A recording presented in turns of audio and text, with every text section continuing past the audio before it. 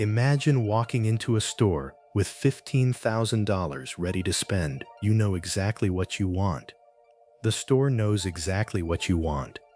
The watch exists, but the salesman tells you, sorry, you can't buy it. And somehow, that makes you want it even more. Welcome to the economics of Rolex. By industry estimates, Rolex produces more than 1 million watches a year, yet some of its most desirable models can still be incredibly difficult to buy. On the secondary market, some watches sell for more than their official retail price, and Rolex is so private that we don't even know its exact revenue. Rolex is not publicly traded. It does not publish the kind of quarterly reports investors expect from public companies.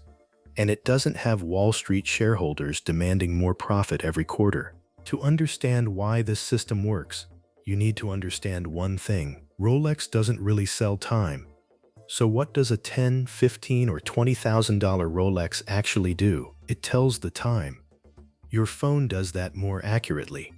A smartwatch can do 1,000 things more, and a cheap quartz watch can keep accurate time for years.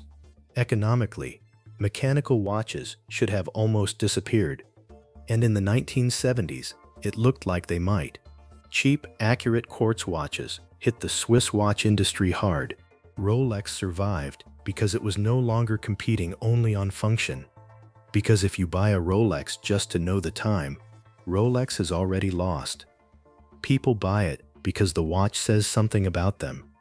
Rolex understood this remarkably early. In 1927, swimmer Mercedes Gleitze crossed the English Channel wearing a Rolex Oyster. She spent more than 10 hours in the cold water, and the watch kept working. Rolex then turned the achievement into advertising.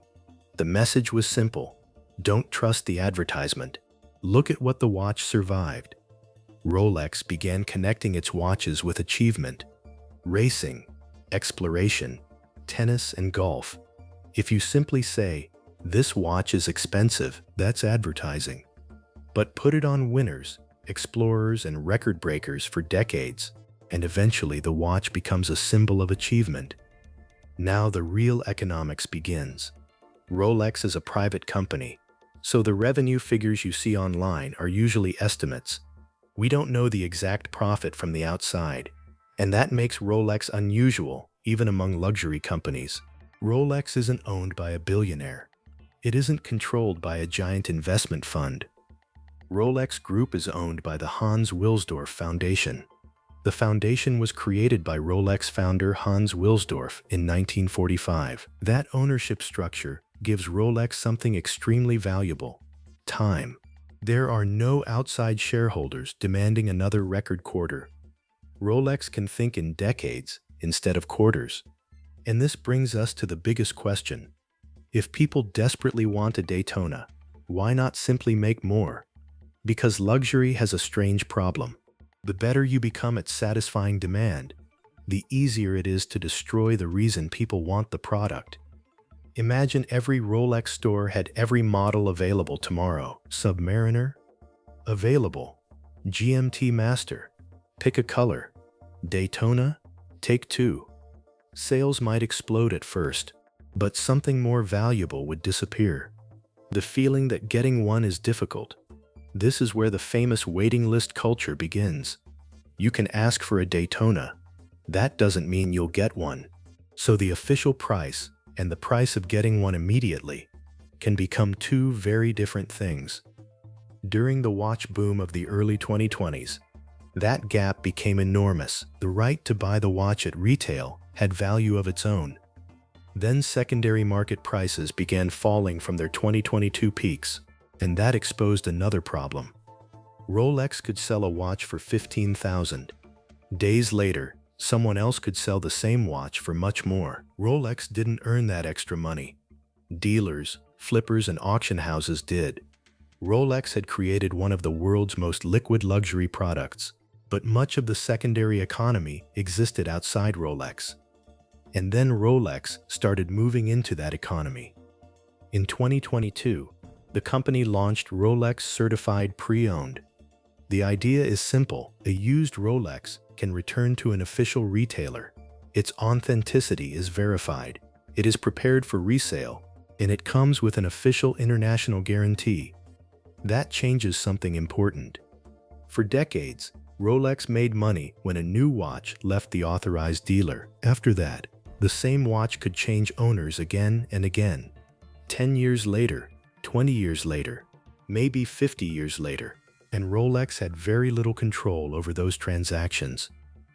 Certified Pre-Owned brings part of that world back inside the official Rolex ecosystem. But then came an even bigger move.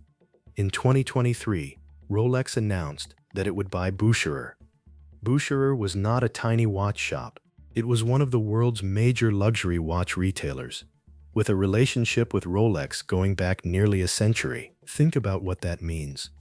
Rolex was no longer only making the product. It now owned a major company that actually stands between luxury watches and the customer. And in luxury, that relationship matters enormously, because the retailer learns who buys, what they buy, how often they return, which models they want, and which customers are willing to wait. But there is another side to the Rolex machine that customers almost never see. Making a Rolex is not the same as ordering another million phone cases from a factory. The company has spent decades bringing large parts of production under its own control. Movements, cases, bracelets, dials, testing, and even precious metal production. Rolex operates its own foundry for the gold alloys used in its watches. That level of control protects quality, but it creates a problem. You cannot suddenly double production without changing the entire machine behind the watch. You need buildings, machines, watchmakers, training, suppliers, quality control, and years of planning, which is exactly what Rolex has been doing. The company has been expanding production capacity in Switzerland, including major new facilities planned in Bucherer. So Rolex clearly wants to make more watches. And now we reach the most dangerous part of the strategy. Rolex needs to increase supply without making Rolex feel abundant. Too few watches, and customers become frustrated. Flippers capture the profit. Buyers move to the gray market. Too many watches, and scarcity disappears. And once scarcity disappears, part of the status may disappear with it. So Rolex has to find a strange balance. Make more, but never make the product feel ordinary. There is another reason the model works. A Rolex ages very differently from most expensive products. Buy a new smartphone today. In 5 years, it is old technology. Buy a luxury car. The moment it leaves the dealership, depreciation begins. But a mechanical Rolex from decades ago can still do exactly what it did when it was new. And sometimes age makes it more desirable. A discontinued bezel, an unusual dial, a rare reference, a watch connected to a particular era. What would be a defect in another industry can become collectability in watches. That gives Rolex something extraordinary. Its old products often advertise its new products. Walk into a vintage watch dealer and you can find Rolex watches made before many of today's customers were born. They are still recognizable. A Submariner from decades ago still looks related to a modern Submariner. A Datejust still looks like a Datejust. Rolex changes its designs, but usually very carefully. That consistency may sound boring. Economically, it is incredibly powerful, because every old Rolex reinforces the visual language of every new Rolex. There is no dramatic redesign every few years telling customers that yesterday's product is obsolete. Instead, the message is almost the opposite.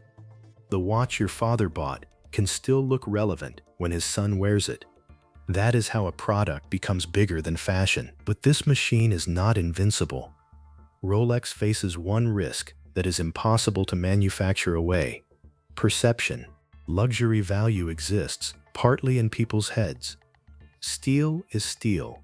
Gold is gold. A mechanical movement is a mechanical movement. The enormous difference in price comes from what people believe the object represents. And beliefs can change. We already saw a warning after the extraordinary watch boom. Secondary market prices surged. Speculators entered. People bought watches because they believed prices would keep rising. Then the market cooled. Prices for many highly traded watches fell from their peaks. And that is actually an important lesson about Rolex.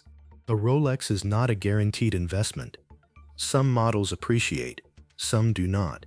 Some buyers make money, others buy at the top. Rolex itself does not need every watch to rise in value forever. It needs something much more important. It needs people to continue wanting the watch. That is the real asset. Not steel, not gold, not the movement. Demand.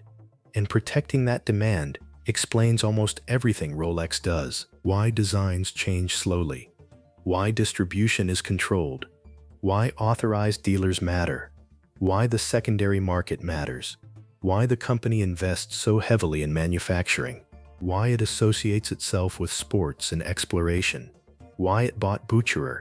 And why producing as many watches as possible might actually be a terrible strategy. Most businesses are taught one basic rule. If customers want more, make more.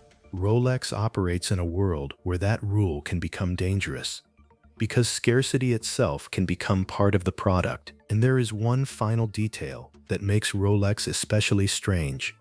The company sells an object built around time while behaving as if it has almost unlimited time itself. It is privately controlled. It can invest for decades. Its designs evolve slowly. Its products can survive generations.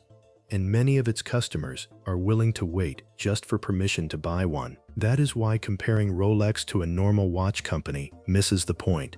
Rolex does not need to make the most watches. It does not need to make the most complicated watches. And it certainly does not make the most accurate way to tell time. Your phone won that battle years ago. What Rolex built instead is a system. Manufacturing creates the watch. Marketing creates the story. Distribution controls access. Scarcity creates desire. The secondary market reinforces value. And decades of consistency create trust. Put all of those together, and a small mechanical object becomes something much larger. A status symbol, a collectible, a family heirloom, sometimes a speculative asset, and above all, a product people want, even when the company tells them they cannot have it. That may be the strangest part of the entire Rolex business. Most companies spend billions trying to make buying easier. Rolex became one of the most powerful names in luxury, while allowing the opposite experience to exist. You walk into the store, you have the money, you ask for the watch, and they tell you no. You walk back outside, still thinking about the watch, maybe even wanting it more than when you walked in. And at that moment, Rolex has already sold you the most important part of the product. Not the movement, not the steel, not even the crown on the dial, the desire to own one.